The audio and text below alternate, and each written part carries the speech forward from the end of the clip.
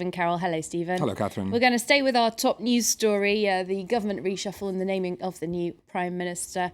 Plenty of economic challenges there. Yeah, certainly. Record high unemployment, a yawning budget deficit and massive cuts to public spending to come. In his speech announcing Manuel Valls as Prime Minister, President François Hollande also unveiled a new plan which will see tax cuts for individuals and spending focused on education and on social security. That's at the same time while he's trying to implement his job creation pact with employers. These are the challenges Manuel Valls will have to face, as well as cutting 50 billion from public spending by 2017. Kate Moody's been looking ahead to the tough decisions he has to make.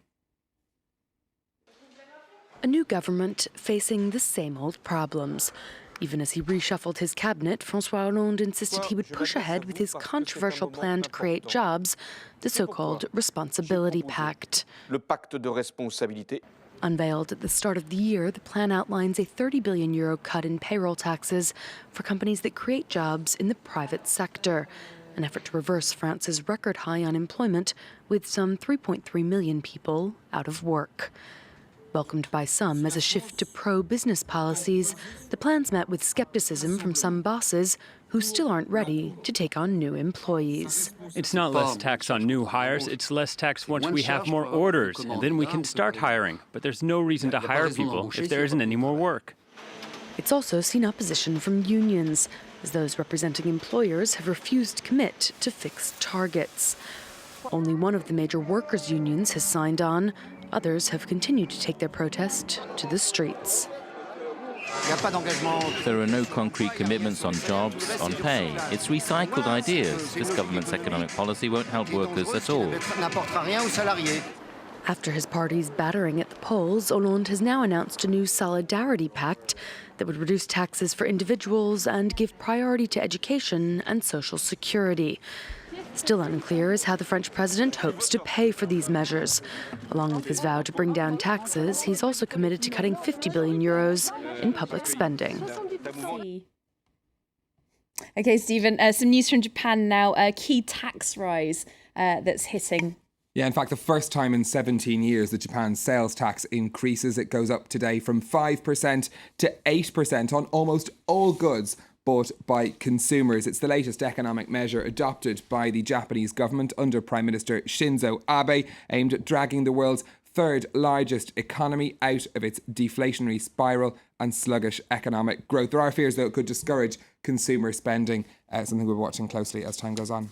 I'm wondering how that compares to sales tax here in France, though. I feel like that's... It's an awful lot lower, but has been traditionally in Japan for a long time. Absolutely. OK, well, how's that impacted on the markets? Well, trading on the Nikkei is in negative territory as consumers get used to that new increased tax. It's down just 0.2%, but seeing some impact in Tokyo there. That's despite data from the Bank of Japan showing that business confidence was at a 6-year high in the first quarter of this year. A slightly more positive picture across the rest of the Asian markets. The Hang Seng in Hong Kong and the Shanghai Composite in positive territory, despite two new surveys showing that the manufacturing sector there continuing to show weak growth. The official figures and the figures from HSBC disappointing investors yet again. OK, let's take a look through some companies' news now then. Stephen, starts off with some more bad news for General Motors. Yeah, the car makers issued another recall affecting 1.5 million vehicles. This after it emerged that 3 models of General Motors cars may unexpectedly lose power steering. The majority of those affected are in the United States. This comes ahead of GM boss Mary Barra testifying to a congressional committee over a separate recall of cars, which the company says has led to 13 deaths. Lufthansa has cancelled some 3,800 flights over a 3-day strike that's set to begin on Wednesday. Pilots of the German airline will walk off the job over a long-running pay dispute. Passengers affected have been informed by text message and email.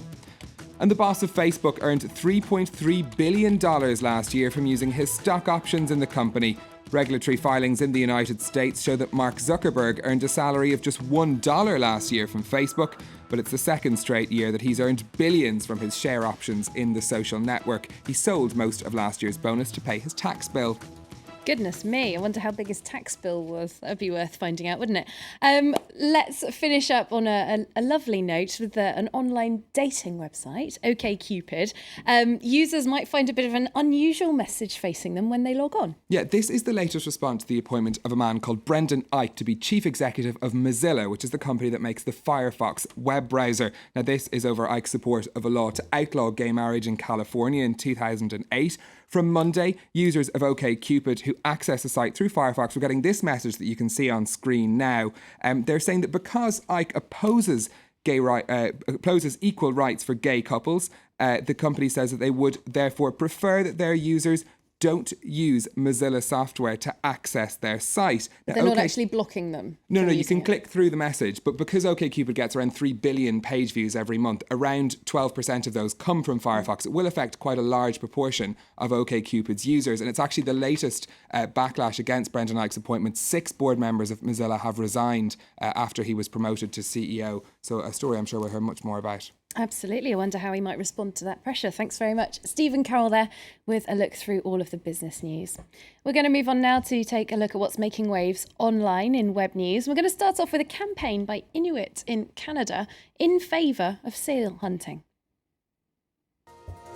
Posing in sealskin furs and posting the photo to social networks, Canadian Inuit have been defending seal hunting through these selfies and protesting host Ellen DeGeneres' decision to highlight an anti-seal hunting charity on Oscars night by donating the $1.5 million raised by that Oscars selfie, the most retweeted photo of all time, to an animal welfare group that campaigns against seal hunts. The selfie movement began on Twitter when Alethea Anakuk-Barrow posted a picture with a caption, "I am an Inuit seal meat eater and my fur is ethical and humane." The filmmaker has also shared a letter sent to Ellen DeGeneres on Facebook. She explains that seal hunting is regulated nowadays and is important for Arctic peoples.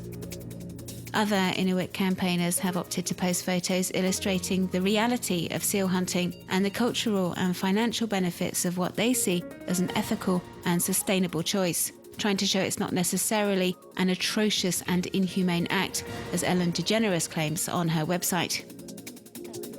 17-year-old Inuk Kilak Enarik Strauss has produced a video in which she says Ellen DeGeneres is helping spread misinformation about a practice which is simply a means of survival in her part of the world, where seals provide food and clothes for families that can't necessarily afford to go to the stores. The land of ice and snow, the home of Inuit people.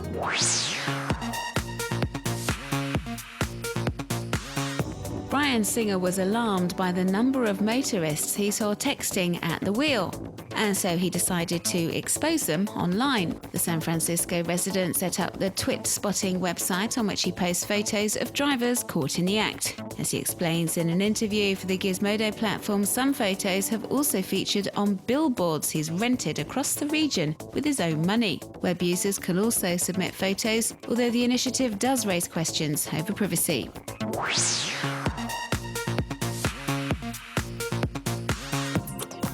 Baby suiting is a new internet meme which sees babies dressed up in suits.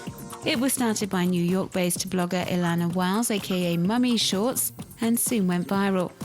Sharing sites like Twitter and Instagram have become inundated with photos of little ones swamped in corporate gear over the past few weeks, and now pics of babies in uniform are also starting to emerge.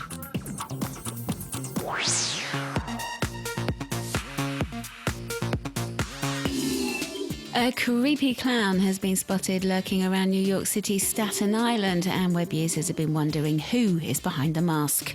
Questions were raised after these photos of a clown terrorising motorists were posted to Instagram 2 weeks ago. Speculation has since been rife on social networks, but the clown was finally unmasked on Twitter a couple of days ago.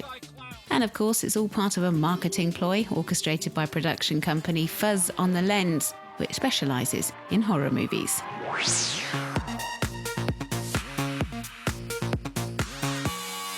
In this video, we see extreme sportsman Kevin Bigar speeding down a ramp on his bicycle before bungee jumping off the end. He headed to the bungee ride park in Saint-Jean-de-Sixt in Haute-Savoie to do it, and you can check out the adrenaline-packed clip on YouTube.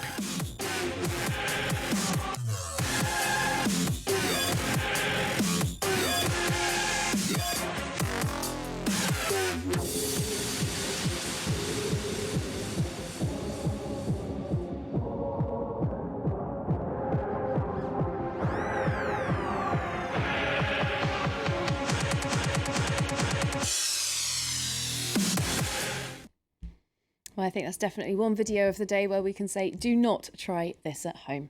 We're going to take a short break now here on Live from Paris. Coming up, more about the man who's just been named as France's next Prime Minister, Manuel Valls.